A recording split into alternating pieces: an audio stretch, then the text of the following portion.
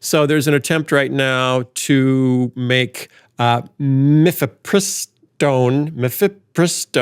the abortion medication, illegal. And one judge in Texas actually made that ruling that the FDA shouldn't have approved it, and he's going to overrule the FDA's approval of mifepristone.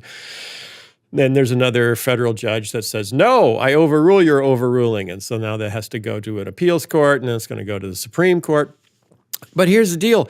About 75% of Americans are opposed to making that drug illegal. About 75% of Americans, in some polls more. So it seems like we are, conservative Christians are more and more trying to get laws passed that are wildly unpopular with the broader culture, because they're, this is the way it should be, and this is what Christian America should look like.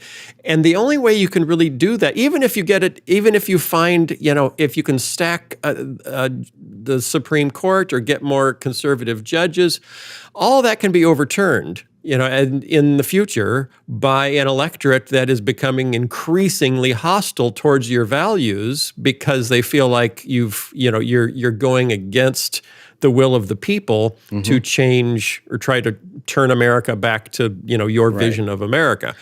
So when does that really start biting?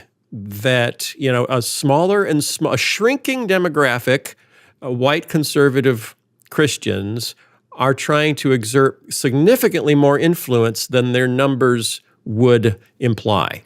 The problem is that they are trying to solve a problem with legislation that can only be solved with persuasion.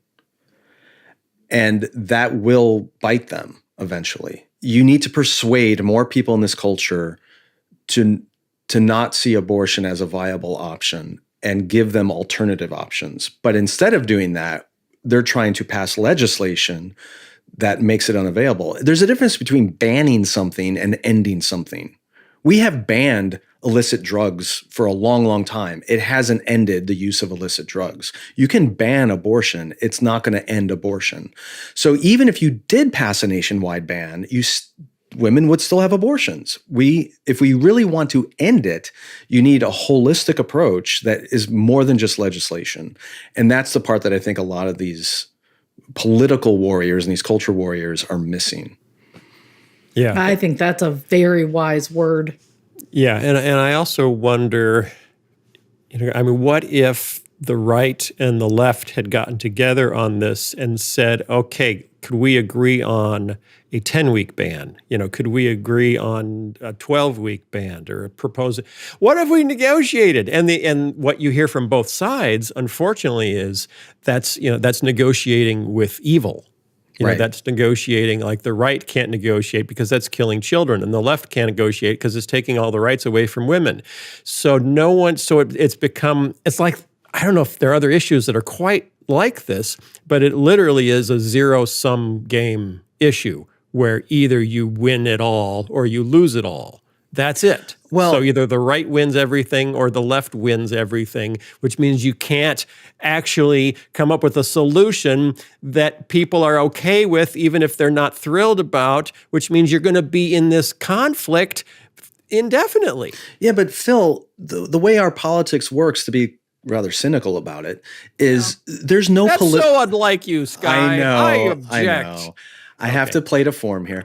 There's no political advantage in a solution, because if you actually solve a problem, it's no longer on the table as an issue you can motivate people with. Yeah. It's sad, but this has been an argument used on both sides for a while. Like if you really solve the problem of abortion, then neither party has it anymore to bludgeon the other one with. Yeah. And that's true of a number of issues. And it's not just the Republicans, the Democrats do this too, where they want the issue alive so they can use it to motivate and frighten their constituents. What if the goal of our interactions in politics weren't to bludgeon people? What if that wasn't the goal? What You if mean it was? if it was actually solving problems and helping the country flourish? Yeah, that would be nice. Phil, you're such a dreamer. Didn't you learn Christian. that you should just let your dreams die? Christian. You shouldn't be chasing after dreams. I read your book.